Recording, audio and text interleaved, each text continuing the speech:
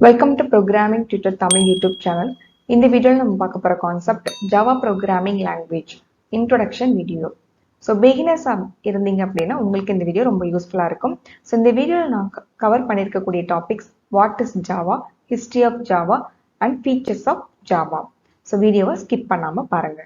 Java ஒரு most popular programming language. அது எப்படி பாப்புலர் ஆகுது அப்படின்னா அதிகமான சாஃப்ட்வேர் டெவலப்பர்ஸ் அந்த லாங்குவேஜை பயன்படுத்தி சாஃப்ட்வேர் டெவலப் பண்றாங்க. எக்ஸாக்டா சொல்லணும்னா 60 பில்லியன் ஆக்டிவ் ஜேவிஎம்ஸ் இருக்கு அப்படின்னு ரிப்போர்ட் வருது. ஜேவிஎம் அப்படின்றது ஜாவா விர்ச்சுவல் மிஷின். ஸோ இந்த சாஃப்ட்வேர் வந்து இருந்தாதான் உங்களால ஜாவா ப்ரோக்ராமை ரன் பண்ண முடியும் உங்களுடைய கம்ப்யூட்டர். அப்ப ஜேவிஎம் அப்படின்ற சாஃப்ட்வேர் வந்து 60 பில்லியன் அளவுக்கு ஆக்டிவ்ல இருக்கு அப்படின்னா 60 பில்லியன் சாஃப்ட்வேர் டெவலப்பர்ஸ் வந்து அதை பயன்படுத்திட்டு இருக்காங்க அப்படின்னு அர்த்தம். ஸோ முக்கியமா ஜாவா வந்து என்டர்பிரைஸ் அப்ளிகேஷன்ஸ் டெவலப் பண்றதுக்கு இன்னைக்கு கரண்டா பயன்படுத்திட்டு இருக்கிறதுனால இது இம்பார்ட்டன்ட் ப்ரோக்ராமிங் லாங்குவேஜ், தவிர்க்க முடியாத ப்ரோக்ராமிங் லாங்குவேஜா மாறிடுச்சு. ஜாவா ஒரு high level programming language. So இந்த லாங்குவேஜ் வந்து ஊப்ஸ் அப்படின்ற கான்செப்டை பேஸ் பண்ணி தான் ப்ரோக்ராம் வந்து நம்ம எழுதுவோம். ஸோ அதனால high level language. So high லெவலுக்கு முன்னாடி இன்னும் சில லெவல்ஸ் வந்து இருக்கு. ஸோ அந்த லாங்குவேஜ் பத்தி நீங்க தெரிஞ்சுக்கணும். ஃபர்ஸ்ட் வந்து லோவஸ்ட் லெவல், அதாவது மெஷின் லெவல் லாங்குவேஜ் ஆர் 0-1 எழுதக்கூடிய ப்ரோக்ராம் லாங்குவேஜ். நெக்ஸ்ட் வந்து லோ லெவல் லாங்குவேஜ், அதாவது அசம்பிளி லாங்குவேஜ். அடுத்ததான் மிடில் லெவல் லாங்குவேஜ், அதுதான் C language. So high level லாங்குவேஜ்ல first C++ and pure high level language தான் நம்மளுடைய Java. Next history of Java. So இது கொஞ்சம் நான் டீட்டெயிலாக சொல்ல போறேன். ஸோ ஜாவாவை கண்டுபிடிச்சவரோட பேர் வந்து ஜேம்ஸ் கோஸ்லிங். இவரை டெவலப்பர்னு சொல்லலாம், இன்வென்டர் சொல்லலாம், இல்ல ஃபாதர் ஆஃப் ஜாவா.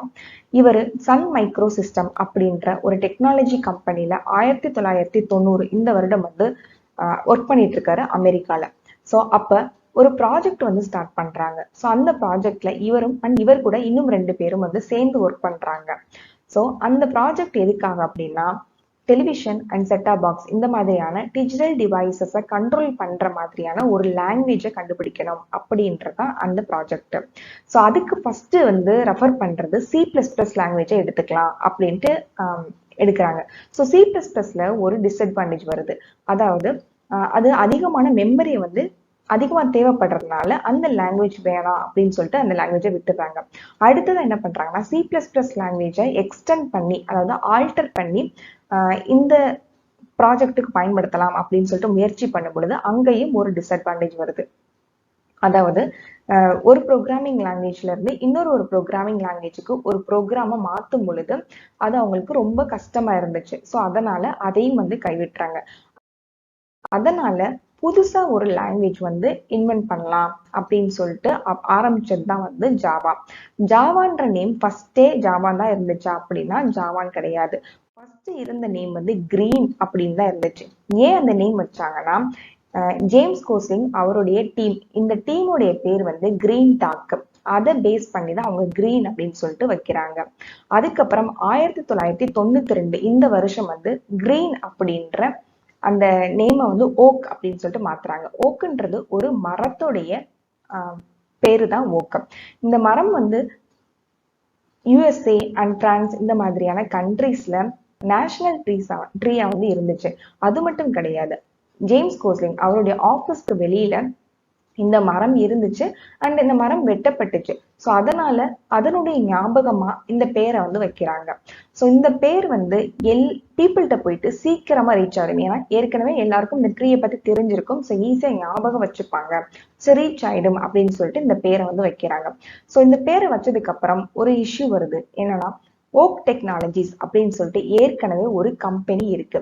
ஸோ அந்த கம்பெனி ட்ரேட்மார்க் இஷ்யூவை வந்து கொண்டு வராங்க. இது எங்களுடைய பேரு அப்படின்ட்டு கொண்டு வராங்க. அதனால அந்த பேரை என்ன பண்றாங்கன்னா மாத்திடுறாங்க. மாத்தி ஜாவா அப்படின்னு சொல்லிட்டு நேம் வந்து சேஞ்ச் பண்றாங்க. இந்த நேம் எப்படி உருவாச்சு அப்படின்ற ஸ்டோரியை பத்தி இப்ப பார்க்கலாம். ஜாவான்ற நேமை கொண்டு வரதுக்கு முன்னாடி ஒரு டிஸ்கஷன்ல இருந்தாங்க. ஓக்குன்ற நேமை மாத்தணும் அப்படின்ற ஒரு டிஸ்கஷன்ல இருந்த பொழுது சில நேம் வந்து சஜஷன் பண்ணாங்க.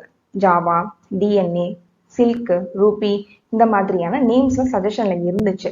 ஸோ அப்போ இந்த ஜாவான்ற நேம் ஜேம்ஸ் கோஸ்லிங் எப்படி சொன்னார்னா, அவர் ஆஃபீஸ்க்கு வெளியில ஒரு காஃபி ஷாப்ல காஃபி குடிச்சிட்டு இருக்கும்போது அந்த காஃபி மக்ல வந்து ஜாவா அப்படின்ட்டு இருந்துச்சு. அதாவது இந்த காஃபியோட நேம் வந்து ஜாவா. ஸோ அந்த பேரை வந்து சொல்லும் பொழுது எல்லாருக்கும் அது ஒரு யுனிக்கா இருந்துச்சு. அதே மாதிரி ஈஸியா போயிட்டு ஞாபகம் வச்சுக்கலாம் அப்படின்றதும் ஒரு விஷயம் வந்து கிரியேட் ஆனதுனால ஸோ அதை வந்து எடுத்து வச்சாங்க. அதே மாதிரி இந்த ப்ரோக்ராமிங் லாங்குவேஜுடைய லோகோ அதுவுமே வந்து ஒரு காஃபி கப்பா தான் இருக்கும். ஸோ இந்த லாங்குவேஜ் ஸ்டார்ட் பண்ணும் பொழுது இதுல முக்கியமா சில பிரின்சிபல் ஃபாலோ பண்ணி தான் டெவலப் பண்ணாங்க. அது என்னென்ன பிரின்சிபல் ஃபாலோ பண்ணாங்கன்னா, robust, portable, platform independent, high performance, multithread, so etcetera. So இதெல்லாம் வந்து இந்த ப்ரோக்ராமிங் லாங்குவேஜ்ல கொண்டு வரணும் அப்படின்ற நோக்கத்துல தான் கிரியேட் பண்ணாங்க. கரண்டா இந்த ஜாவா ப்ரோக்ராமிங் லாங்குவேஜை எங்கெல்லாம் பயன்படுத்துறாங்க, எதுக்கெல்லாம் பயன்படுத்துறாங்க அப்படின்னா, desktop application, mobile application, internet programming, game develop பண்றதுக்கு அண்ட் எக்கனாமிக்கல் பிஸ்னஸ் டெவலப்மெண்ட் அப்படின்னு சொல்லிட்டு இந்த மாதிரி நிறைய இடங்கள்ல அப்ளிகேஷன் டெவலப்மெண்ட் ப்ராசஸ்ல ஜாவா வந்து முன்னணியா இருந்துட்டு வருது. ஜாவால நிறைய வெர்ஷன்ஸ் வந்து இருக்கு.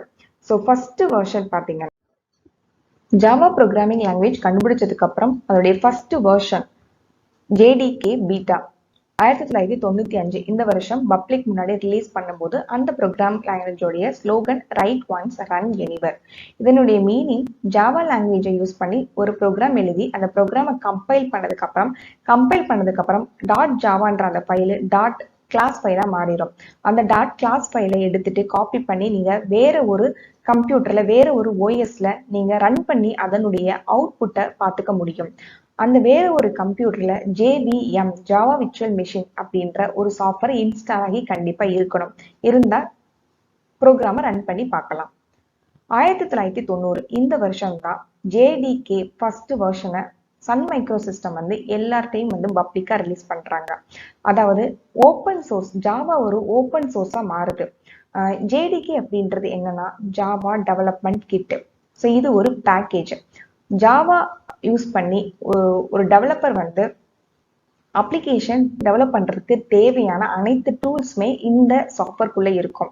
இதுக்குள்ள ஜாவா வந்து கம்பைல் பண்றதுக்கு தேவையான கம்பைலர், ஜேவிஎம்ன்றது interpreter, so set of standard class libraries, இது எல்லாமே கம்ப்ளீட்டா எதுக்குள்ள இருக்கும்னா JDKக்குள்ள இருக்கும்.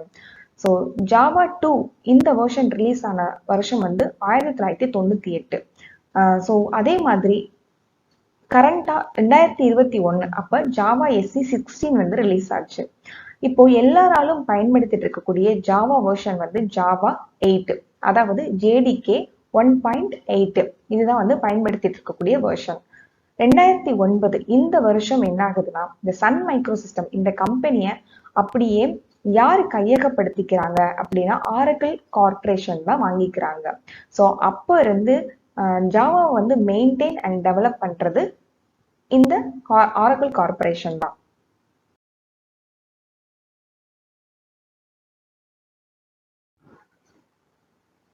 Next features of Java. Java ஒரு சிம்பிள் ப்ரோக்ராமிங் லாங்குவேஜ். ஏன் இதை சிம்பிள் சொல்றாங்கன்னா, இந்த ப்ரோக்ராமிங் லாங்குவேஜை லேர்ன் பண்றது ஈஸியா இருக்கும். இதுல இருக்கக்கூடிய சின்டாக்ஸ் எல்லாமே ஒரு பிகினர் வந்து படிக்கும் பொழுது எந்த ஒரு ப்ரோக்ராமிங் நாலேஜ் இல்லாதவங்க ஃபர்ஸ்ட் ஜாவா படிக்கிறாங்கன்னா அவங்களுக்கு சின்டாக்ஸை லேர்ன் பண்றதுக்கு ஈஸியா இருக்கும். அதனாலதான் அது சிம்பிள். செகண்ட், ஒரு ப்ரோக்ராமை வந்து ரைட் பண்றது, கம்பைல் பண்ணது, டீபக் பண்றது, இந்த ப்ராசஸ் ரொம்ப முக்கியம். ஸோ இந்த ப்ராசஸ் ஜாவால வந்து ரொம்ப ஈஸியா இருக்கும். ஸோ அதுக்கு ஒரு பிகினர், அதாவது ஒரு ஜாவா கத்துக்கிறவங்க என்ன பண்ணணும்னா அவங்களுடைய கம்ப்யூட்டர்ல IDE என்ற சாஃப்ட்வேர் டவுன்லோட் பண்ணணும். IDEன்றது எக்லிப்ஸ், நெட்பீன்ஸ் இந்த மாதிரி ஏதாவது ஒரு சாஃப்ட்வேரை நீங்க இன்ஸ்டால் பண்ணிக்கணும். ஸோ இந்த சாஃப்ட்வேருக்குள்ள அந்த ஜாவா ப்ரோக்ராமை ரைட் பண்றதுக்கு தேவையான அட்வான்ஸ்டான text editor and JRE Java run time environment. So இதையும் நம்ம உள்ள வந்து இன்ஸ்டால் பண்றோம். அதுக்குள்ளே இன்ஸ்டால் பண்ணிக்கலாம். இன்ஸ்டால் பண்ணும் பொழுது உங்களுக்கு முக்கியமா தேவைப்படுற இந்த JVM அதுவும் வந்து இன்ஸ்டால் ஆயிடும். நீங்க JRE இன்ஸ்டால் கொடுத்துட்டாலே அதுவும் சேர்ந்து இன்ஸ்டால் ஆயிடும். ஸோ கம்பைல் பண்றது ரன் பண்றது சுலபமாயிடும். ஸோ ஒரு சாஃப்ட்வேர்க்குள்ளேயே எல்லாமே நடந்துரும். ஸோ இதை பயன்படுத்தும் பொழுது ஒரு பிகினர் வந்து நீங்க ஒரு ப்ரோக்ராம் கோட் டைப் பண்ணும்போது அதுல வர எரர்லாம் உங்களுக்கு காமிச்சிடும். ஸோ இதுக்கப்புறம் இது என்ன வரும் அப்படின்றது கூட உங்களுக்கு அட்வான்ஸ்டா அதுல வந்து காட்டும். ஸோ ஈஸியா வந்து பிக்கப் பண்றதுக்கு இருக்கும். இன்னும் சில அட்வான்டேஜ் எல்லாம் ஐடி வந்து யூஸ் பண்ணும்போது இருக்கு. என்னன்னா பாத்தீங்கன்னா நீங்க கிரியேட் பண்றத ஃபைல்ஸ் எல்லாம் மேனேஜ் பண்றது அப்படின்றது ரொம்ப ஈஸியா இருக்கும். ஸோ நெக்ஸ்ட் வந்து ரீயூசபிள் கோடு. ஜாவா பயன்படுத்தும் பொழுது ரீயூசபிள் கோட் அப்படின்ற ஒரு அட்வான்டேஜ் கிடைக்குது. இது எப்படி கிடைக்குதுன்னா, ஜாவா ஒரு object oriented programming language. Oops கான்செப்டை பயன்படுத்து. எக்ஸாம்பிள் ஊப்ஸ்ல ஒரு கான்செப்ட் எடுத்துக்கலாம், இன்ஹெரிட்டன்ஸ் அப்படின்னு சொல்லிட்டு. இன்ஹெரிட்டன்ஸ் கான்செப்ட் பயன்படுத்தும் பொழுது பேரண்ட்ல இருக்கக்கூடிய எல்லா ப்ராப்பர்ட்டிஸையும் சைல்டு பயன்படுத்திக்கலாம் அப்படின்ட்டு வரும். அப்ப பேரண்ட்ல இருக்கிறத சைல்டு பயன்படுத்தும் போது எந்த ஒரு சேஞ்சஸுமே இல்லாம அந்த சைல்டு வந்து அதை பயன்படுத்திக்கலாம். அப்ப அப்படியே வந்து அதை என்ன பண்றாங்க, ரீயூஸ் பண்றாங்க. ஸோ இதுதான் வந்து கான்செப்ட். ஸோ நம்ம ஜாவா ப்ரோக்ராமிங் லாங்குவேஜ்ல நிறைய இடத்துல ப்ரோக்ராம் கூட ரீயூஸ் பண்ணிக்க முடியும். ஸோ இன்னும் வந்து சில மெயின் ஃபீச்சர்ஸ்லாம் இருக்கு. Platform independent, open source, multi threading, more secure and portable. இதை வாங்க ஸ்டெப் பை ஸ்டெப்பா பார்க்கலாம்.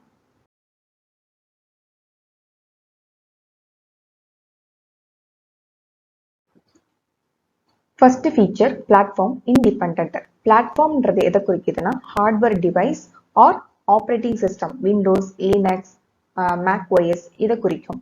இண்டிபெண்டன்ட் அப்படின்றது ஒரு குறிப்பிட்ட ஹார்ட்வேரையோ இல்ல ஒரு குறிப்பிட்ட ஆப்ரேட்டிங் சிஸ்டத்தை மட்டுமே சார்ந்து இருக்காது அப்படின்றத குறிக்குது.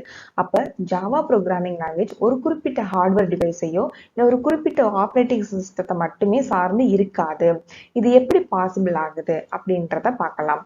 ஸோ ஃபர்ஸ்ட் நான் என்னுடைய கம்ப்யூட்டர் எடுத்துக்கிறேன். என்னுடைய கம்ப்யூட்டர்ல விண்டோஸ் OS வந்து இருக்கு. ஓகே. ஸோ இந்த OSல வந்து JRE ஜாவா ரன் டைம் என்விரான்மெண்ட்டை நான் இன்ஸ்டால் பண்ணியிருக்கேன், சாஃப்ட்வேரை இன்ஸ்டால் பண்ணியிருக்கேன். ஸோ அந்த JREக்கு உள்ளேயே JVM இன்டர்பிரட்டாரும் இன்ஸ்டால் ஆகிருக்கும். ஓகே. இப்போ ஒரு ப்ரோக்ராமை நான் ஜாவா ப்ரோக்ராமை ரைட் பண்ணி அதை .java போட்டு சேவ் பண்றேன். சேவ் பண்ணிட்டு அந்த ப்ரோக்ராமை கம்பைல் பண்றேன். கம்பைல் பண்ண உடனே .class ஃபைல் அப்படின்ட்டு ஒரு ஃபைல் கிரியேட் ஆயிரும். அந்த ஃபைலை அப்படியே காப்பி பண்றேன். காப்பி பண்ணி என்னுடைய ஃப்ரெண்டு கம்ப்யூட்டருக்கு போறேன்.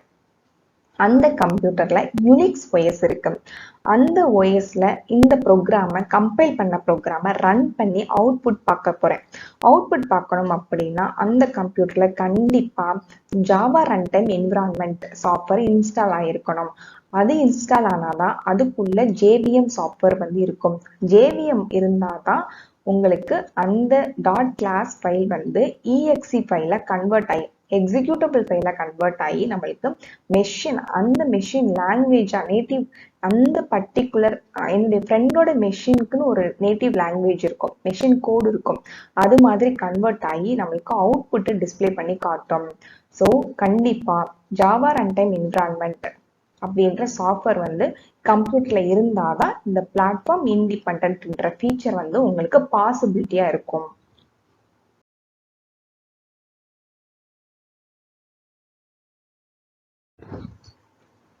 Second feature open source. Open source என்ன அப்படின்னா என்னன்னா, ஒரு சாஃப்ட்வேரை நம்ம ஃப்ரீயா டவுன்லோட் பண்றோம் அப்படின்னா அது ஓப்பன் சோர்ஸ் சாஃப்ட்வேர் அப்படின்ட்டு சொல்லுவோம். ஸோ அதை டெவலப் பண்ணவர் ஒருத்தர், ஆனா அதை நம்ம ஃப்ரீயா நம்ம எந்த காசுமே இல்லாம டவுன்லோட் பண்ணி அதை நம்ம தேவைக்கு ஏற்ற மாதிரி அதை எடிட் பண்றதுக்கு பயன்படுத்திக்கிறோம் இல்லையா? ஸோ அதுதான் open source software. So Java programming லாங்குவேஜை ஓப்பன் சோர்ஸ்ன்னு சொல்றாங்க. ஏன் அப்படின்னா, ஆரக்கிள், ஜாவா இந்த மாதிரி அந்த பர்டிகுலர் கம்பெனியே சில சாஃப்ட்வேரை ஃப்ரீயா வந்து டவுன்லோட் பண்ண அலோவ் பண்ணுது. ஓகே. அதுதான் ஜாவா டெவலப்மெண்ட் கிட். இந்த சாஃப்ட்வேர் வந்து ஃப்ரீயா டவுன்லோட் பண்ணிக்கலாம் அப்படின்னு சொல்லிட்டு அலோவ் பண்றாங்க.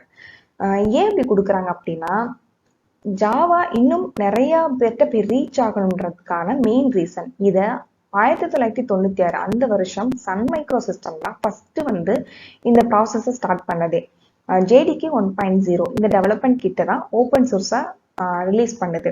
ஸோ இதை எல்லா டெவலப்பர்ஸுமே ஃப்ரீயாக டவுன்லோட் பண்ணி அவங்களுடைய டெவலப்பிங்காக புது நியூ அப்ளிகேஷன்ஸ் டெவலப் பண்ணுறதுக்கு அதை பயன்படுத்திக்கலாம். ஸோ இதனால் நிறைய பேர்கிட்ட போயிட்டு ரீச் ஆகும், அது போயிட்டு க்ரோத் இன்க்ரீஸ் ஆகுன்றதுக்காக தான் அதை அப்படி கொண்டு வந்தாங்க. ஸோ நம்ம ஆரக்கிள், ஜாவா இந்த வெப்சைட்டில் போயிட்டு ஸோ ஜாவா டெவலப்மெண்ட் கிட் இதை வந்து நம்ம டவுன்லோட் பண்ணி ஃப்ரீயாக நம்மளுடைய அப்ளிகேஷன் டெவலப் பண்ணதுக்கு யூஸ் பண்ணிக்கலாம்.